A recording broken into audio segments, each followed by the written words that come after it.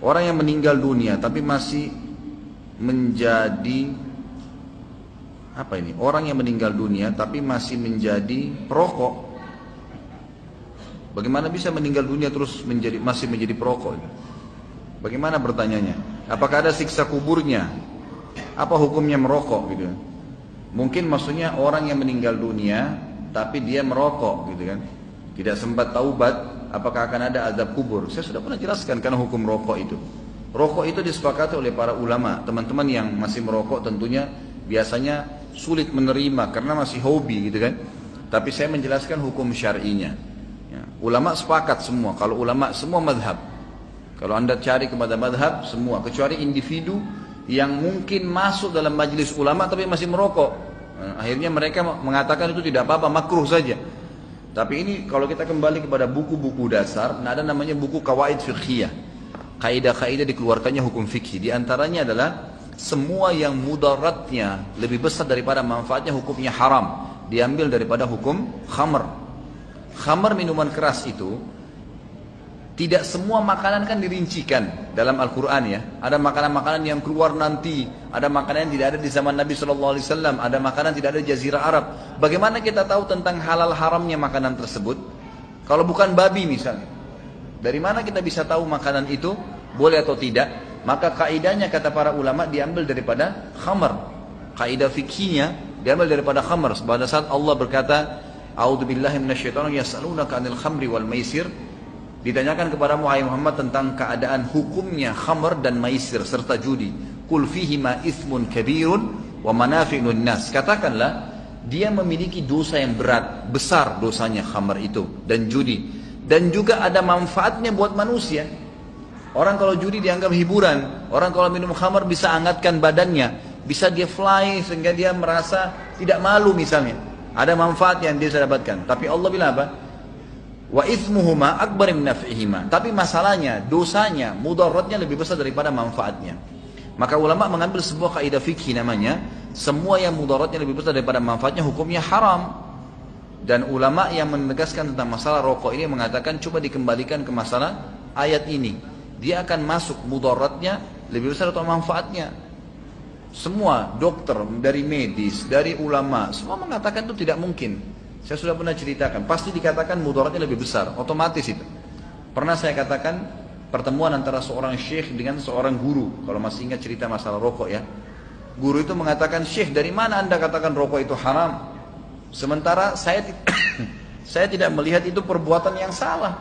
Rokok biasa, saya beli uang, pakai uang saya bakar, saya ngerokok, biasa, saya tidak merasa ada apa-apa." Gitu kan?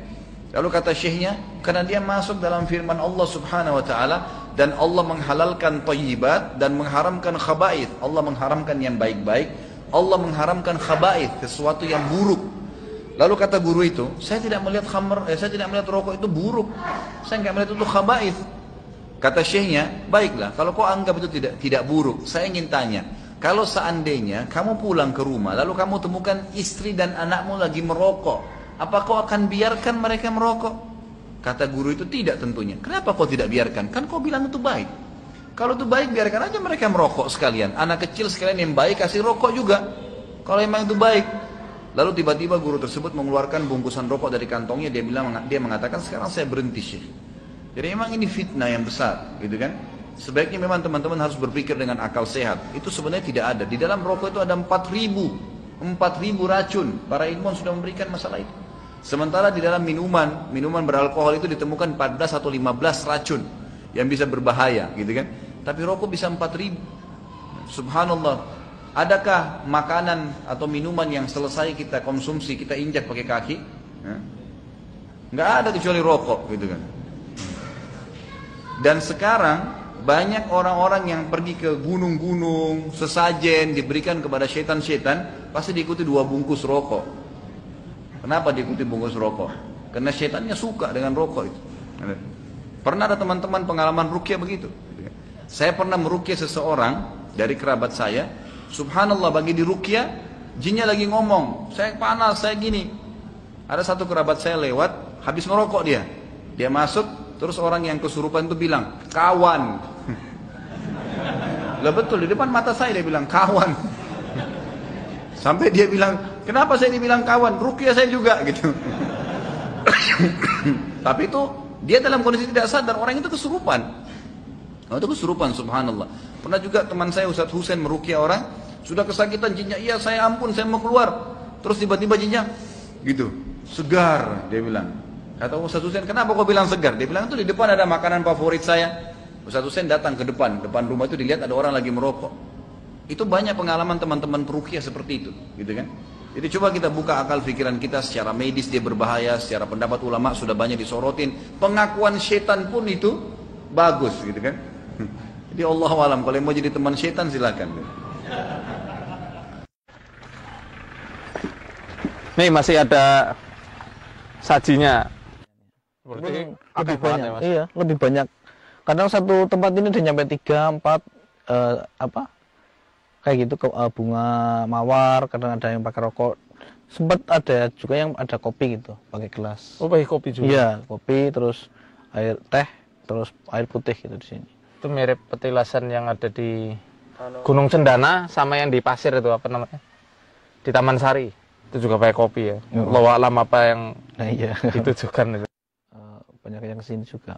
Nah kalau yang ngasih kayak begini, kebanyakan dari jauh apa orang sini, Mas? Jauh dekat, kalau kesini kalau misalnya ada keperluan, dia ngasih kayak gitu. Beres ini bersih-bersih, atau mungkin ngasih ini apa ngasih apa segala macam kayak gitu. Ya.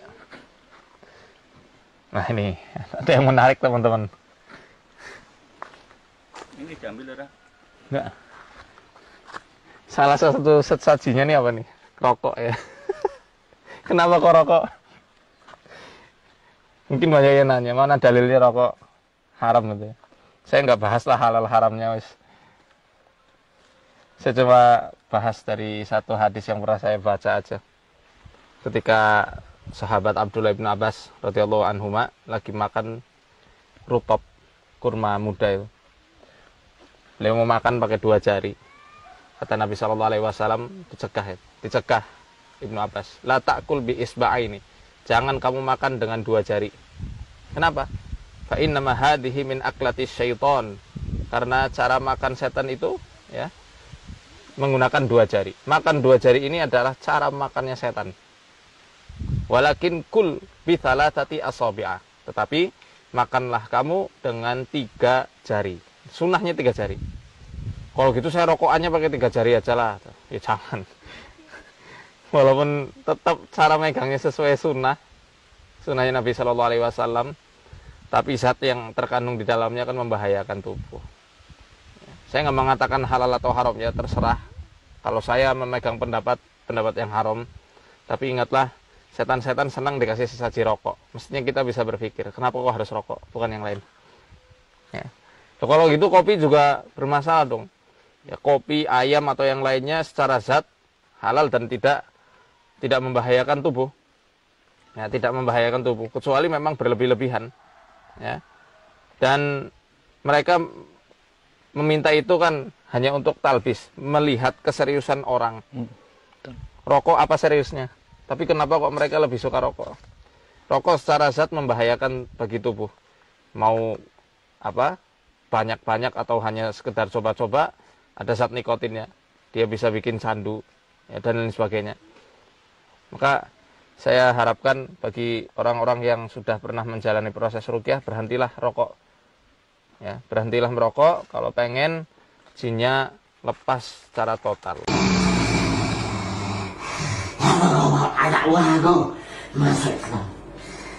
Kenapa saya bawa anak kamu masuk Islam? Karena itu tugas saya. Nah. Oh, kamu tidak terima. Jadi gimana?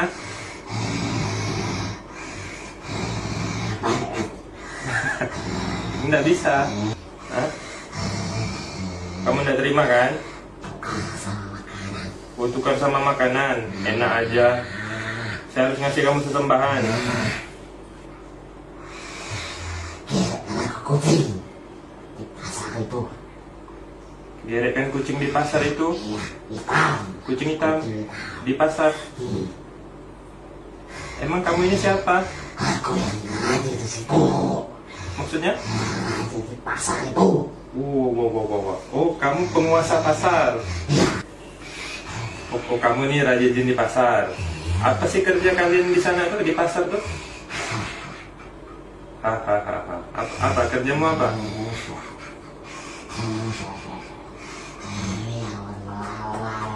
Biar orang lalai. Maksudnya lalai beribadah. Caranya? Saya bisikan, ada yang beli, jangan pergi, Oh, ya, ada yang beli, jangan pergi gitu ya. Jangan pergi ke masjid gitu. Iya. Oh, jadi kayak gitu. Nih. Rokok ya. Iya, itu suka. Sedap rasanya tuh. Oh, asap rokok itu sedap. Iya.